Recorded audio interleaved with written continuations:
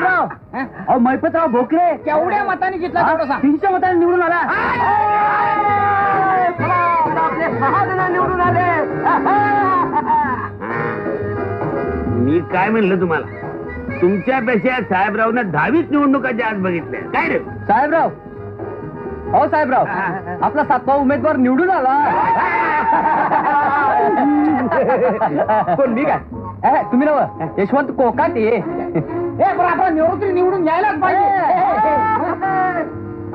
हे निवृत्ती, आता तू सरपंच झाला म्हणून समज. झाला म्हणजे काय? अहो आपला निवृत्ती किती मताने निवडून आला तेवढं सांग. अहो फक्त 200 मतांनी पडला. निवृत्ती लुगडी धोत्र गेलं, सगळं गेलं.